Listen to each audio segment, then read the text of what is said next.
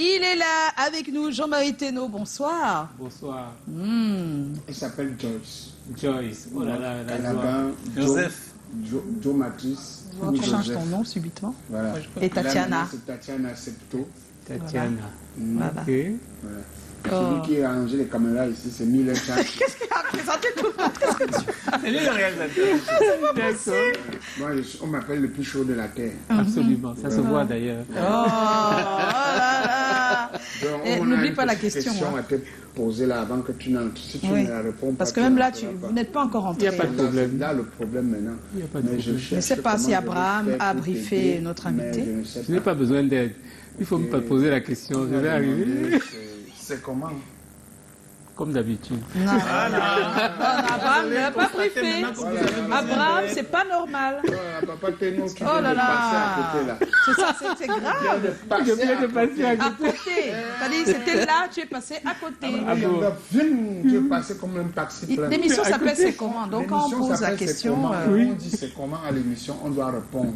il y a une Parce que réponse. ici, comme on est là comme ça, D'accord. on est là à l'émission. Et on est là tous. Et on est là. Mais on m'avait pas dit que je venais à l'émission, c'est comment hein? On avait dit On m'avait dit aujourd'hui c'est mardi, alors c'est tout ce qu'on m'a dit. Mais dans Bon, l'émission, papa Thénault, c'est comment? Thénault. Papa Thénault, c'est comment? Thénault. Ah, on est là. Voilà.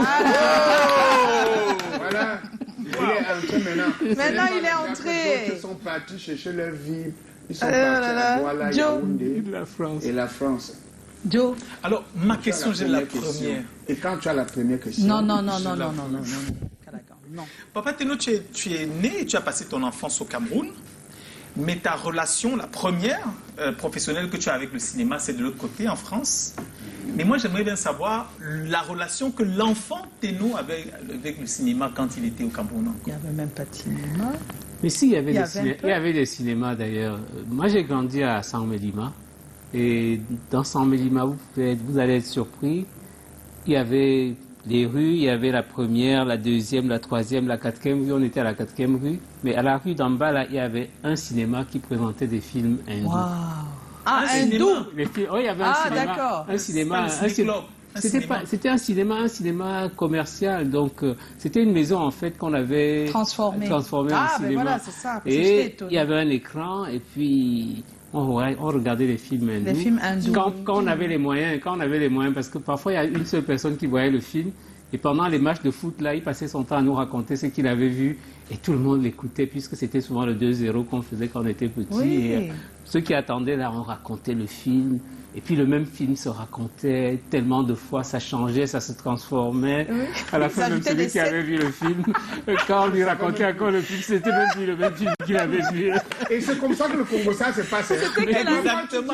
Alors, tu ne peux pas changer. C'était quelle année ça, à San Mélima? C'était au début des années 60, 62, 63. Vous imaginez ça? Quand vous m'appelez Papa Thénault, vous pensez que nous on a chanté, nous on a défilé pour l'indépendance. Ce qui est sur la tête là, C'est c'est pas la blague. c'est pas le maquillage. C'est pas le Ah, non, maquillage. c'est pas le C'est nyanga. le temps qui a passé et qui quand a... on regarde des films, voilà, on est un peu passionné, on peut comprendre, mais de là à devenir réalisateur, monteur, est-ce voilà, un métier que vous avez toujours voulu faire ou bien fait du hasard? Et en fait, je voulais être journaliste. Ah, c'est pas loin ça. Mais c'était à une époque où le métier de journaliste était un métier très dangereux parce que les gens étaient souvent maltraités, les gens étaient... Et donc, je pensais qu'avec l'image, quand on montre une image, c'est incontestable, quoi. Oui. Donc, on ne peut pas dire qu'on a été trafiqué. Puisqu'à l'époque, il n'y avait pas les Photoshop et tout ça, c'était l'image sur la pellicule. Donc, en fait, quand moi, je suis parti faire des films, enfin, quand je suis parti faire mes études, je pensais qu'un jour, si Dieu le voulait, j'essaierais de faire des films et je montrerais des choses. Et aussi, à l'époque, c'était l'époque où on se disait que les cinéastes, tout comme beaucoup d'intellectuels, devaient aider le politique à voir que des choses qui n'allaient pas, de manière à ce qu'il mette son énergie pour transformer des choses qui n'allaient pas. Donc beaucoup de cinéastes ont essayé d'accompagner les gouvernements au début en montrant, en attirant l'attention sur les choses. Oui, c'était le cinéma aussi pour aider au développement parce que après les indépendances, puisque le cinéma a commencé en Afrique, nous on a commencé à faire des films seulement après 1960, parce qu'avant c'était interdit, ce n'est que les Blancs qui avaient le droit de faire des films. Ah oui, jusqu'en 1960, ce n'est que les Européens dans ce pays qui avaient le droit de faire des films. Donc ils nous représentaient comme ils voulaient, quoi. Donc on était des zamzam ou des choses comme ça. Ouais. Et nous, un jour, quand on a dit maintenant, nous-mêmes, on va faire nos films, c'était pour redonner une image respectable. Propre à l'Afrique. Voilà. Voilà. Et ce que je voudrais savoir, c'est que comment réussissez-vous à vous perfectionner à cette époque-là? Ben, disons que les premiers cinéastes, les gens comme, bon, on va dire des gens comme Daniel Kamwa, le Dikongue Pipa, c'est des gens qui étaient d'abord des acteurs, souvent. Ouais. Ils ont été au théâtre. Et puis quand ils jouaient dans les films, et beaucoup de cinéastes de cette génération-là, quand on les prend dans un film, ils jouent. Après, quand il reste la pellicule, ils disent, mais vraiment, donnez-moi ça, parce que nous, on n'a pas beaucoup ces choses-là. Donc, ils collectionnent les pellicules, les restes dans les films sur lesquels ils tournaient.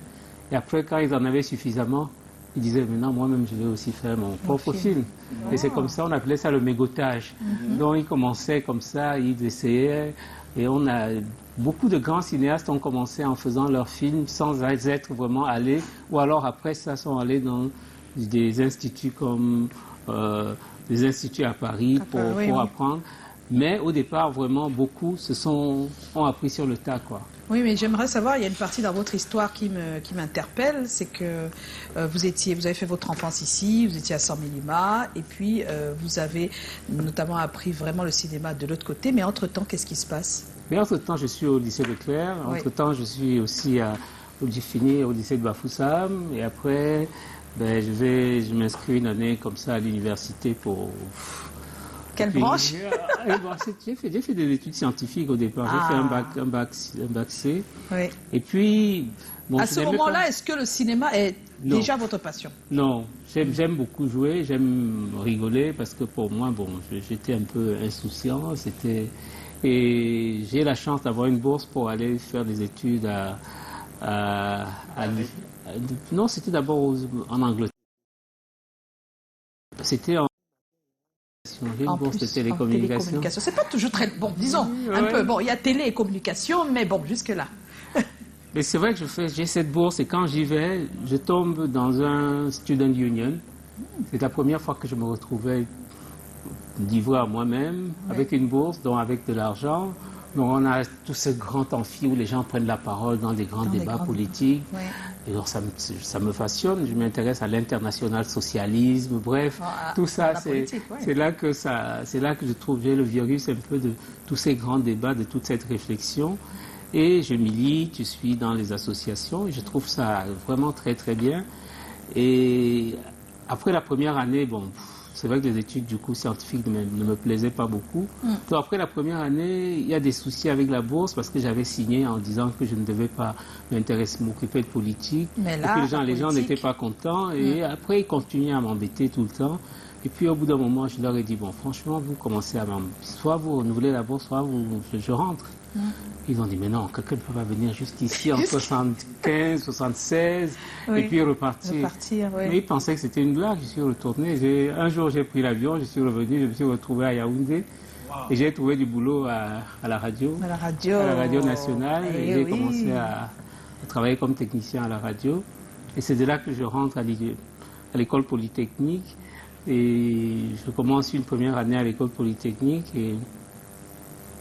Mais en même temps, il y a beaucoup de choses qui me gênent à l'école polytechnique parce qu'on a tendance à dire aux gens non seulement d'apprendre la technique, mais on vous dit aussi si vous êtes en face de gens qui se comportent d'une certaine façon, il faut réagir comme ça. Ouais. Et moi, je dis à ces Européens-là, mais vous êtes là pour nous apprendre la technique, vous n'êtes pas là pour nous apprendre comment réagir, des réactions comportementales en face de nos frères en disant, ben, si quelqu'un fait ça, il faut faire ça. Bon, ça a commencé à me chauffer la tête. Ah oui, comme c'est quelqu'un d'assez... Et je suis parti encore de là.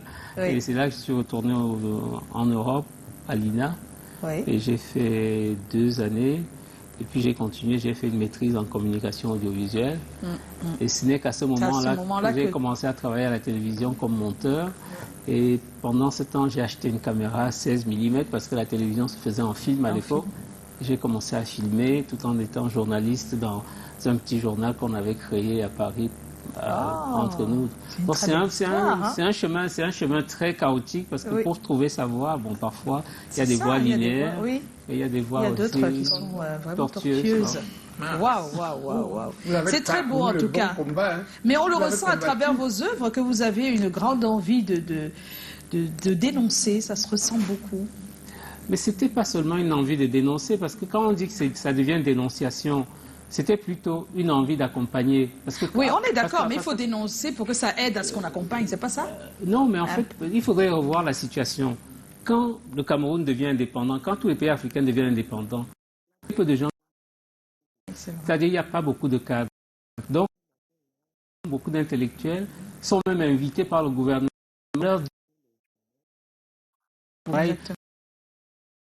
L'Afrique, parce que dans les années 60, les gens pensaient qu'on devait tout faire pour que nos pays rattrapent les pays européens et tout ça, et se développent et tout ça. Donc, on le faisait vraiment dans l'esprit de vouloir apporter de l'eau potable à tout le monde. Oui, la bonne intention, l'intention était bonne. Voilà, l'électricité.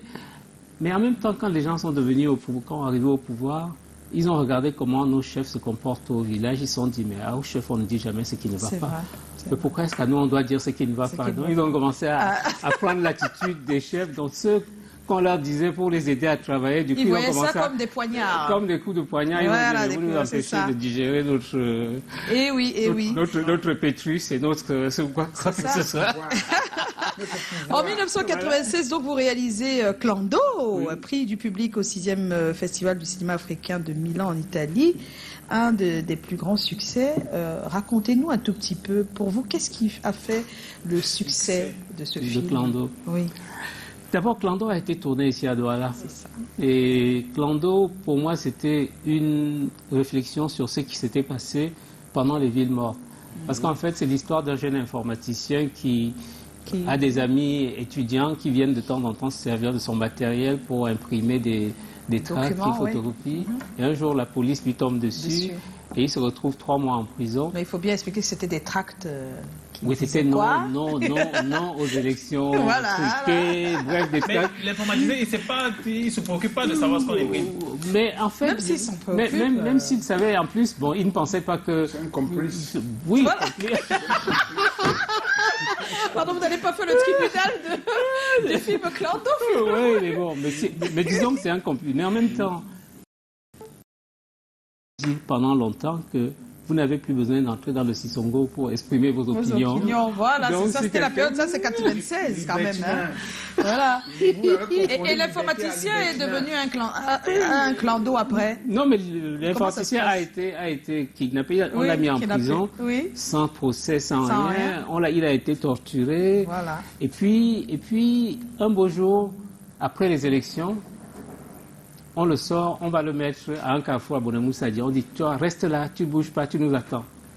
Et lui aussi, il s'assoit, il attend pendant des heures et des heures et des heures. Alors qu'on voulait le libérer.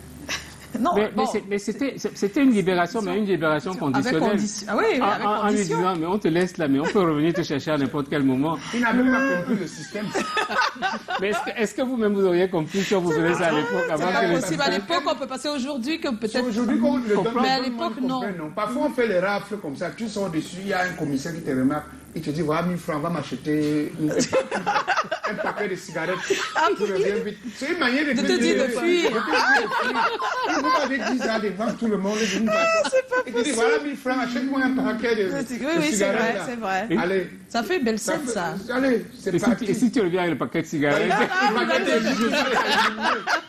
C'est lui qui va t'allumer. Alors, Jean-Marie Thénault, selon vous, qu'est-ce qui manque aux réalisateurs africains, camerounais en particulier, pour que leurs œuvres sortent du carré réservé des festivals? C'est pas mauvais les festivals, mais quand même, et deviennent des succès appréciés par tous de manière générale. Un peu comme nous là, quand on va sur Netflix, on prend un film, on regarde.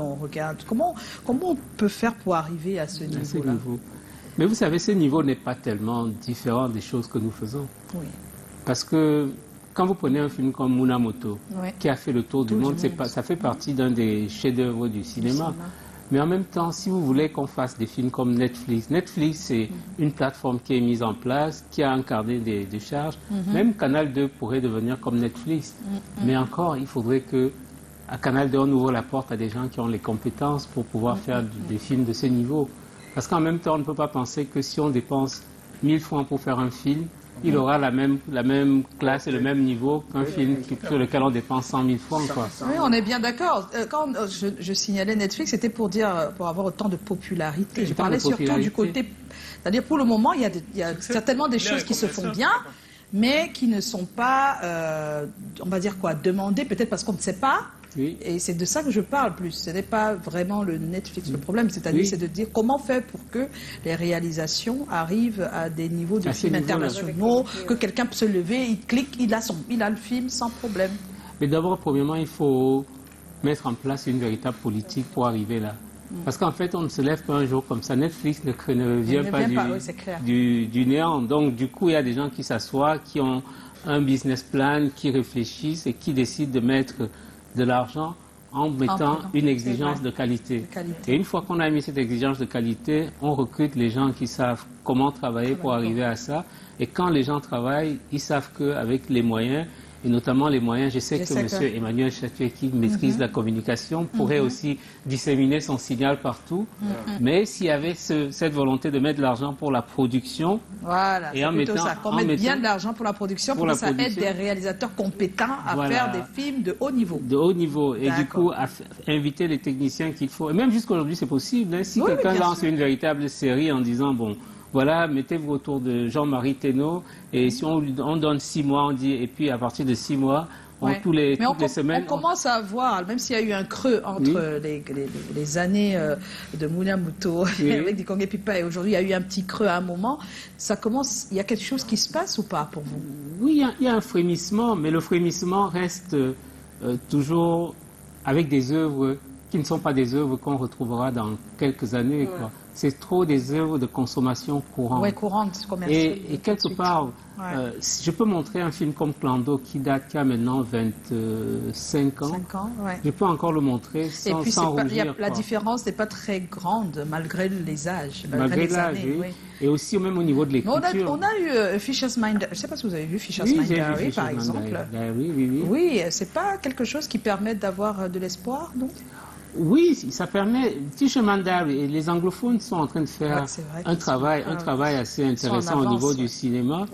Mais comme je dis, ça reste toujours des coups, des petits coups précis comme ça. Mais c'est pas tout un... Il manque peut-être de la discipline dans la production. Ça veut dire qu'on peut avoir une production lundi, mais on ne sait pas quand en avoir une autre. Donc peut-être c'est cette discipline dans les productions-là qui fait qu'on n'est pas aussi crédible qu'on devrait. Mais il manque une véritable politique culturelle. Parce que, vous savez, au Sénégal, par exemple, là, si vous regardez tous les grands festivals aujourd'hui, le Sénégal a toujours au moins un film dans les grands festivals, parce que au niveau de l'État, ils ont compris qu'il existe une chose qu'on appelle la diplomatie culturelle.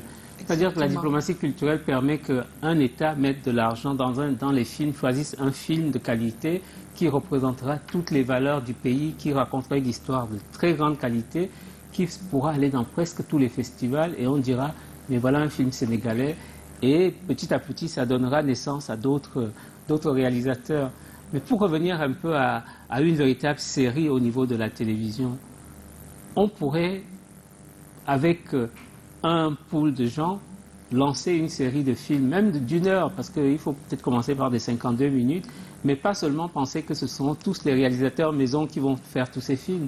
C'est avoir ces politiques où il y a de l'argent, il y a des techniciens compétents ailleurs qui font des films pour la télévision, mais qui ne sont pas forcément le personnel de la télévision, et que la télévision mette à leur disposition un budget en sachant que ces films seront diffusés d'abord dans cette télévision, et ça donnera une identité à une série de films qui pourraient être montrés, quoi. Et c'est là que... Même si les télévisions n'ont pas encore tous ces moyens-là d'acheter vraiment à la hauteur de ces... Non, l'argent qu'on met sur les films, c'est énorme quand même. Donc pour donner de la... Non, pas encore. C'est pas comme vous pensez. Faut avoir la compétence de tes compétences. C'est-à-dire que l'argent, tout va comme... Là, quand vous commencez comme ça, on va vous taxer de subversif. Alors, Monsieur Jean-Marie Thénault, quelqu'un avait déjà posé la question, comment faire pour rendre le cinéma encore plus professionnel et apprécié à l'international. Je pense que vous avez répondu à la question. Et puis, il y a quelqu'un qui pense qu'on invite les mêmes alors que vous êtes déjà venu ici. Je suis venu ici il y a peut-être 6-7 ans. À cette émission? Pas à cette émission. Non, pas à cette émission. Voilà, parce qu'ils pensent vous avoir déjà vu. C'est son Non, tu hallucines, mon frère. Voilà. Alors, vous avez donné de votre temps pour un partage d'expérience, je tiens à le préciser. Vous faites un coaching, des masterclass précisément hier, aujourd'hui et demain à l'IFC. Oui. Quels commentaires pouvez-vous en faire à 2 jours là? Ça se passe bien? Ça se passe très bien. Il y a beaucoup de jeunes qui viennent et qui posent énormément de questions. Et il y a des films qui vont passer. Et notamment ce soir, il y a un film qu'il faudrait venir voir. Il y en a 2 d'ailleurs. À l'IFC de Douala. À l'IFC. Il y a Une feuille dans le vent, qui est le portrait de la fille de Ernest Wangé, qui est un film vraiment que tout Camerounais devrait avoir vu. C'est ce soir à quelle heure? Ce soir à 19h. À 19h à l'IFC de Douala. Et c'est vraiment un film qui parle à la fois de nos responsabilités, de la famille et aussi de ces enfants de personnalités dont on ne sait pas ce qu'elles sont devenues et dont on ne se préoccupe même pas alors que leurs parents ont donné toute leur vie à la patrie. Pour nous tous, quoi. Et qui ont fini par avoir un destin tragique à cause du silence autour du sacrifice de leurs parents. Eh oui, en tout cas c'est un très beau film, il faut le voir, c'est ce soir 19h. Vous ne partez sur cette question, je pense que tout le monde va donner son avis et que Chlorel va nous retrouver, même si je ne le vois pas encore. Comment rétablir la vérité lorsque votre image a été injustement associée à des actes réseaux sociaux, c'est la question que nous posons ce soir. Et Chlorel était sur les terrains, il va apporter pas mal d'informations pour nous. Et nous, on réfléchit, s'il vous plaît. Pendant ce temps.